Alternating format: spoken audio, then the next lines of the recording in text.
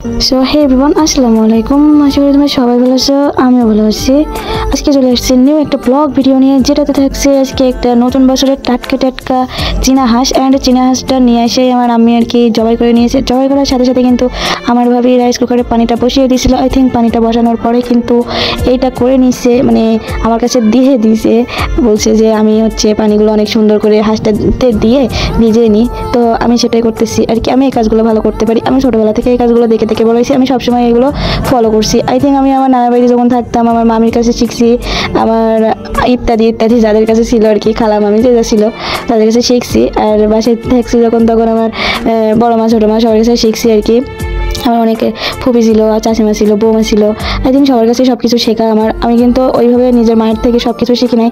আমি যেগুলো কাজ করতে পারি হয়তো আমি আমার সেই কাজগুলো শেখাই নাই, বাট নিজে হয়তো করতে পারি না, এরকম একটা সিচুয়েশন। ঠিক আছে, তো আলহামদুলিল্লাহ আমি সব কাজই প্রায় করতে পারি। তো এই হাঁসটা আমি অনেক সুন্দর করে ভিজে নিচ্ছিলাম আর ওদেরকে বলতেছিলাম, দেখ হাঁসের গায়ে কত নোংরা, হাঁসটা একদম স্নান করাটা ঠান্ডায় মনে হয় একদম পাগল হয়ে যাচ্ছে এই জন্য। তো বেশ কয়েকদিন আগের ভিডিওটা, কিন্তু এখনই না, নতুন বছরের ভিডিও, বাট এটা হচ্ছে কয়েকদিন আগেরই একটা জিনিস। তো আজকে আমি এটা দিচ্ছি, আজকে আমার মুডটা একটু একটু ভালো আছে এই জন্য দিচ্ছি। তো আবার কেউ উল্টো পাল্টা ভাববো না, ঠিক আছে। আর আমি সবসময় এটা মনে করি যে বেশি ভাব নিয়ে কথা বলা বা বেশি কাজ টাজ না করা, এগুলো হচ্ছে অভদ্রতা। আই থিঙ্ক আমি বাড়ির একমাত্র মেয়ে বলে কথা, কাজ তো আমার করতেই হবে, তাই না? কাজ সবসময় সব মেয়েদেরই করা উচিত, বাড়ির একমাত্র মেয়ে হই আর 2-5টা হই।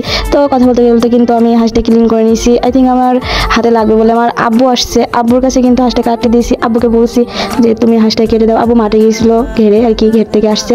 তো আব্বু এখানে হাঁসের মাংসটা বানিয়ে নিচ্ছে অনেক সুন্দর করে। আমার আব্বু কিন্তু এই কাজগুলো অনেক সুন্দর পারে, হাঁস কাটা, মুরগি কাটা, তারপরে ছাগল গরু সব কিছুই কাটা। তো তারপরে ওখান থেকে মাংসগুলো তো বানিয়ে নিয়ে ধুয়ে চলে আসছি এখানে এসে দেখছি আমার আমি অনেক সুন্দর করে কড়াইটা বসিয়ে দিয়েছি। আর আমরা কিন্তু যখনই মানে হাঁসের মাংস রান্না করি তখনই কিন্তু এই যে কড়াইটাই করে রান্না করি। শুধু হাঁসের মাংস না, অনেক মেলাগুলো গরুর মাংস হলেও কিন্তু অনেক সুন্দর করে এখানে রান্না করি। আর আমি একটু একটু করে ফুটেজ নিচ্ছিলাম, আর এটা যখন আমি করতেছিলাম, ফুটেজটা নিতে যাচ্ছিলাম, তখন আমার হাতে লেগে এই যে গোল গোল মরিচগুলো কিন্তু পড়ে গেছিলো। এখানে কিন্তু কড়াইটা বসিয়ে সরষের তেল দিয়েছিল, খাঁটি সরষের তেল আর কি। তো সেটা গরম হওয়ার পরে কিন্তু এখানে দিয়ে দিয়েছে তেজপাতা, এলাচ, গরম মশলা, ডালচিনি অ্যান্ড ওই যে কি জানি থাকে ওতে, ওগুলো সব দিয়ে দিয়েছে আই থিঙ্ক। তারপরে এখানে কিন্তু পেঁয়াজও দিয়ে দিয়েছিল। আর এই সাইডে ডাল হচ্ছে, সেটাও একটু দেখে নিলাম। আর আমাদের মাংস থাকলে কিন্তু ডালটা বেশি হয়, অন্য কোনো তরকারি হয় না বা সবজি হয় না, সেটা আমরা একদমই পছন্দ করি না মাংসের সাথে। তো এখানে কিন্তু আমি এটা করে নিই।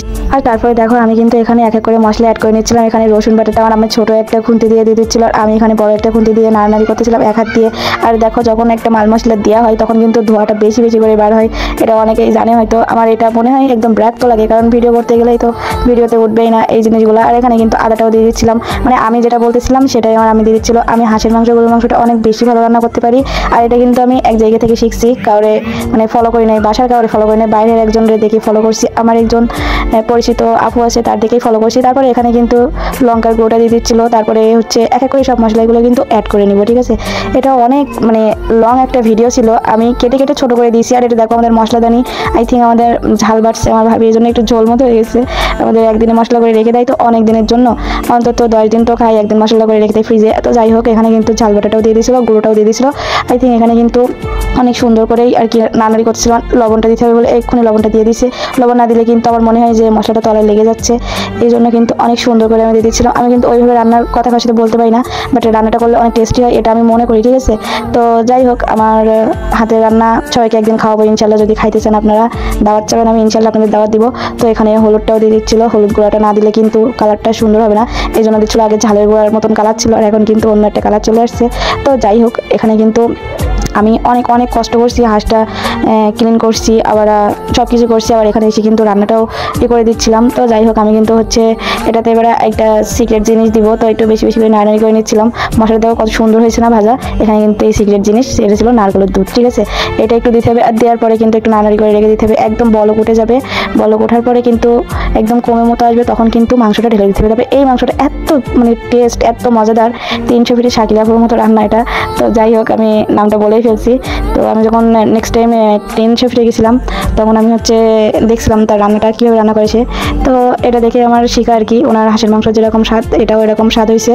তো অনেক টেস্টি ছিল। আর এইভাবে যে যে রান্না করবে তার কিন্তু রান্নাটা অনেক ভালো লাগবে। আর আমাদের যে সিক্রেট মশলা থেকে চাট মশলা, চটপটি মশলা, আরও অনেক মশলা দিয়েই কিন্তু দিয়ে দিই। আর এখানে হাঁসটা কিন্তু দিয়ে দিচ্ছিলাম, হাঁসটার ওজন ছিল 3 কেজি 800 গ্রাম, কাটা বাছার পরে ছিল 3 কেজি 500 গ্রাম, ঠিক আছে। তো এটা সব দিয়েছিলাম। আর কে কে হাঁসের পা খেতে ভালোবাসো সেটা অবশ্যই কমেন্টে জানাবা। আই থিঙ্ক আমার আম্মি কিন্তু হাঁসের পা খেতে প্রচুর পরিমাণ ভালোবাসে, এই জন্য সবসময় হাঁসের পাই খাই। এই জন্য আমাদের বাদও দিতে দেয় না, শুধু বলে না চীনা হাঁস আর রাজহাঁসের পা খেতেই হবে, না খেলে হবে না, এই জন্য কিন্তু আমরা নিই। তো আবার আজকে ভয়েসটা জানি না ভালো হয়েছে কি খারাপ হয়েছে। আই থিঙ্ক আমার ভয়েসগুলো তোমরা অ্যাভয়েড করে কিন্তু ভিডিওটা দেখো। আর আঙারি কষানোর আগে যে ঢাকা দিয়েছিলাম, এখানে কিন্তু গোটা কয়টা রসুনও দিয়ে দিয়েছিলাম আমি খাওয়ার জন্য আর কি। গায়ের ব্যথা থাকলে মানুষের সেগুলো কমে যায়। আর রসুন খেতে আমার অনেক বেশি ভালো লাগে, আমি তো সবসময় রসুনের চপই খেতে ভালোবাসি। আমাদের এখানে অনেক সুন্দর রসুনের চপ তৈরি করে। তো যাই হোক, ভিডিওটা কিন্তু লাস্ট পর্যায়ে চলে আসছে। আর এটা ছিল কিন্তু, ওইটা ছিল যে আগে দেখাইছে, ওটা ছিল হচ্ছে আঙারি করেছিলাম তখনকার। আর আমি মাঝে একটু কাজে গেছিলাম, মানে স্নান করতে গেছিলাম, পরে যখন এটা নিয়ে আসছি। তো এটা ছিল হচ্ছে একদম ফাইনাল লুক, রান্না শেষ।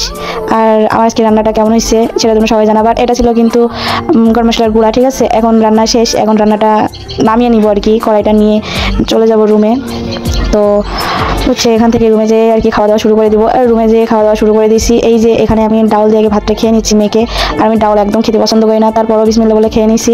তো ডাউলটা অনেক টেস্ট হয়েছে, সবাই বলতেছে তুই যা রান্না করবি সব কিছু তো স্বাদ হবে, এটা তো বলার কোনো কিছুই নাই। তো যাই হোক, এখানে কিন্তু আমি এবার মাংসটাও হচ্ছে টেস্ট করে নিব যে মাংসটা আমার কাছে কেমন লাগছে। এই যে মাংস নিয়ে নিছি, আমি অল্প একটু নিয়েছি, আমি একটু মাংস বেশি খেতে ভালোবাসি, আজকে কিন্তু একদমই কম নিয়েছি। আর মাংসটা অনেক টেস্টি ছিল।